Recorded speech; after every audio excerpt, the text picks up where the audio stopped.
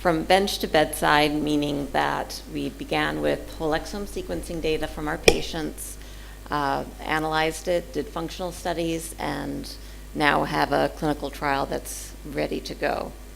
So Dr. Pace already presented a lot of material on why it's important to induce fetal hemoglobin. I think many agree that it's a very important strategy for treating sickle cell disease, certainly not the only one, but our long experience with hydroxyurea has shown how valuable increasing fetal hemoglobin can be for our patients. But we also know hydroxyurea's limitations. It requires extensive laboratory monitoring. About half of adult patients don't show clinical improvement on it. It is not safe, considered safe in pregnancy, for example. And so additional fetal hemoglobin inducing agents are urgently needed. And people have been trying to identify them for quite a while. It tended to be an agnostic approach of screening compounds, which hasn't gotten us to a drug that's as widely usable as hydroxyurea. So our approach was to take natural genetic variation, the variants that are present in our patients, to help give us some guidance as to what other genes may be regulating fetal hemoglobin that could possibly be drug targets. And what we found was that individuals who have variants in a gene called FOXO3 had lower fetal hemoglobin levels. And so that was our clue, our direction.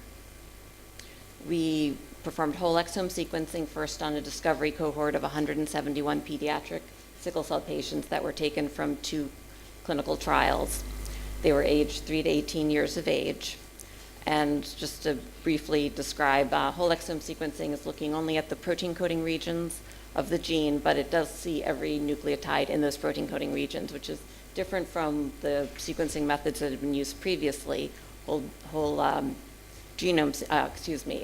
genome-wide association studies, which is looking at SNPs throughout the genome, which is far less detailed.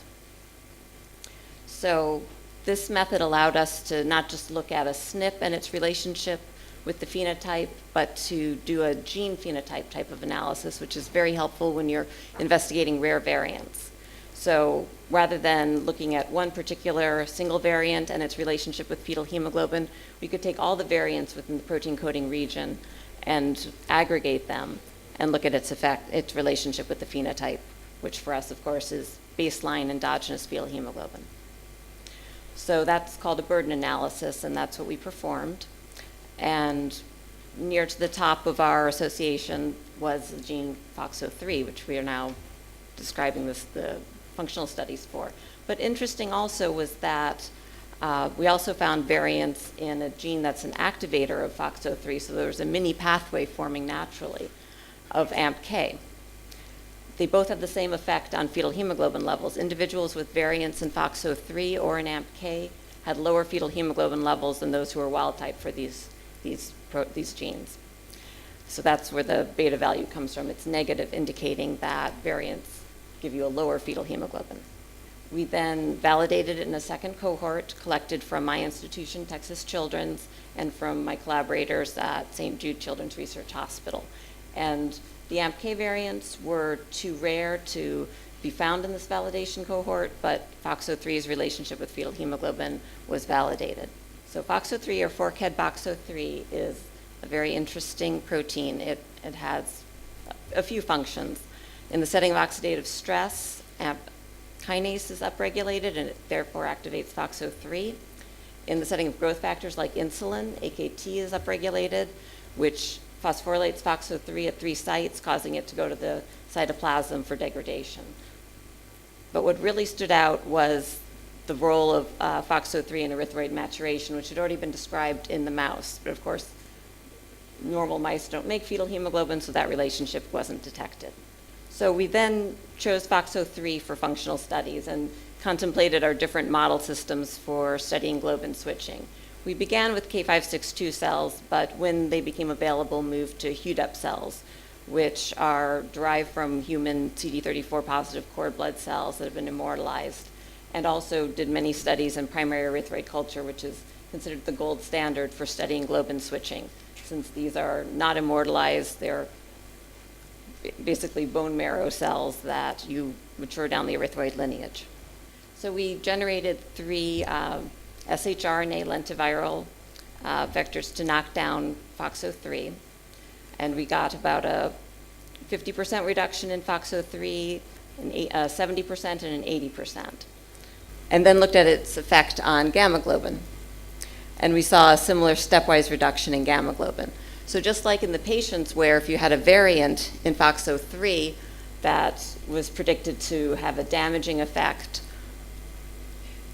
when you knock down FOXO3, recapitulating that damaging effect of a mutation, you got less gamma globin, just like the patients who made less fetal hemoglobin. So that was the beginning of functional proof.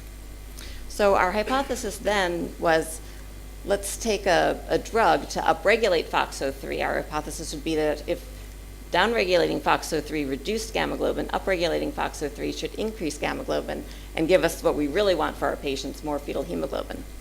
And it was already known that metformin upregulated FOXO3 either directly or through AMPK.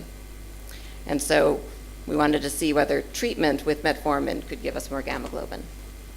And the mechanisms may be a little more complex. It may be acting through AMPK, as it's known that metformin phosphorylates AMPK, which therefore increases FOXO3 transcription and nuclear accumulation as well. So is FOXO3 necessary for this metformin effect was our next question. So we took our HUDEP1 cells, which produce fair amounts of gamma globin, and in wild-type HUDEP cells, treatment with metformin increases FOXO3 and increases gamma globin. But when we used CRISPR-Cas9 to knock out FOXO3, we no longer got induction of gamma globin with metformin. So it does appear that metformin production is needed to see this fetal hemoglobin induction via metformin. So next we turn to primary erythroid culture, which of course again is an excellent system to use to study globin switching, since there's a point where both adult beta globin and fetal hemoglobin are made. So we treated these cells, initially derived from normal human blood donors, with metformin at doses that should be achievable serum levels in a patient treated with metformin at typical diabetic dosing. And we saw that we did get production of F cells. So our control cells produced, our untreated cells produced about 53% F cells. This is intracellular staining of fetal hemoglobin. Hydroxyurea slightly increased the F cell production. Of course, you can see this is the typical heterocellular distribution of fetal hemoglobin that you get with hydroxyurea. I was also curious to see whether metformin's distribution would be pancellular or heterocellular. Appears to be heterocellular as well. 50 micromolar of metformin increases the F cells to 62%, 100 micromolar to 83%. At this point, the majority of your population is an F cell and presumably not able to sickle under most conditions. So the next question was, what were we really doing with metformin? Were we just arresting erythroid maturation, similar to the way hydroxyurea works, and getting higher levels of fetal hemoglobin because the cells were just less mature? Or were we really switching? Were we really reducing beta globin and increasing gamma globin?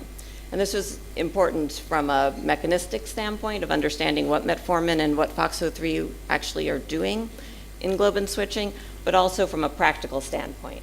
If you are arresting erythroid maturation, your therapy is not going to be terribly helpful in the quantitative hemoglobinopathies like beta thalassemia, where you don't want to have an arrest of your erythropoiesis. You want to be able to continue to make red cells. Also important in considering whether metformin could be used with hydroxyurea. You don't want 2 cell cycle arresting drugs. Then you would get actually worsening anemia, similar to when we overtreat our patients with hydroxyurea and see suppression of their reticulocytosis. So we looked to see what metformin would do to red cell maturation, again in the primary erythroid culture system. And in our untreated cells, we had 77% BAN3 positive cells, which is a marker of late stage erythroid maturation. Hydroxyurea, again, as well known, arrested erythroid maturation, so you had a greater population of BAN3 negative cells. Metformin actually somewhat accelerated erythroid maturation, so it definitely wasn't delaying red cell maturation. And you can see this as well in CD71 positive glycoprotein A dual positive cells. You see the arrest with hydroxyurea and a greater population of double positive cells with metformin therapy. So this was very encouraging. So next we looked at gamma globin production and expression in our primary erythroid culture cells. We added metformin on day 7, allowed differentiation and collection of cells, either for RT-qPCR as shown here, or HPLC to look at the protein. And you can see the expected induction of FOXO3 with metformin therapy, and an increase in the gamma to beta plus gamma globin ratio with metformin therapy. So again, the desired effect of getting more gamma, less beta globin. And here, we combined metformin and hydroxyurea in our erythroid culture and saw again induction of gamma relative to beta globin with hydroxyurea. It's been demonstrated previously. The same effect with 25 micromolar of metformin, greater induction with 50, and then the two together seem to have an additive effect, at least in the RNA. So then we moved to looking at the protein through HPLC, which is of course how we monitor our patients and diagnose sickle cell in most locations as well. So we took buffy coat from normal human blood donors, put them in erythroid culture, and these particular cells produced 11% fetal hemoglobin without any treatment. With metformin therapy, fetal hemoglobin increased to 30%, and we had a concomitant decline in hemoglobin A. And then hydroxyurea, again, in this particular individual, they produced 28% fetal hemoglobin. The two together produced 46% fetal hemoglobin, which would be a dream for our patients. So finally, I got approval to use the waste blood from our patients, those that are having red cell exchange or who are phlebotomized, along with transfusion therapy, and was able to extract the CD34 cells from actual sickle cell patients seen at my institution and put them into erythroid culture. And this particular patient produced 18% fetal hemoglobin. Metformin increased it to 45%, and the two drugs together induced fetal hemoglobin to 67%, with hemoglobin S greatly reduced. So then the next question was, were we ready for a clinical trial? The two drugs that we're proposing to use in the trial, metformin and hydroxyurea, have been given to thousands of individuals, are known to be safe or known to be metabolized normally. There was some IRB question about whether the two together were safe. It was very difficult to find any reports of patients given both hydroxyurea and metformin, probably in part due to a low incidence of type 2 diabetes in our patients. But both were FDA-approved drugs. We could show that fetal hemoglobin was increased in erythroid progenitor cells, that it worked additively with hydroxyurea, and that there was no delay in erythroid maturation.